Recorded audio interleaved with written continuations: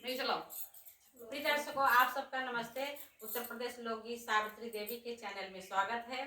आप सब हमारे चैनल को लाइक करें, शेयर करें, सब्सक्राइब करें, वीडियो को अंत तक जरूर से जरूर देखें। और एक है हमारी संगीता छोटी दीदी, और वो हमारी भाभी हैं। हमारी भाभी का चैनल का नाम है गीता लोकगीत PBH। उनके चैनल पर जाइए और भारी से भारी सब लोग मिलजुल करके उनको सपोर्ट कीजिए, उनको वीडियो आगे बढ़ाइए।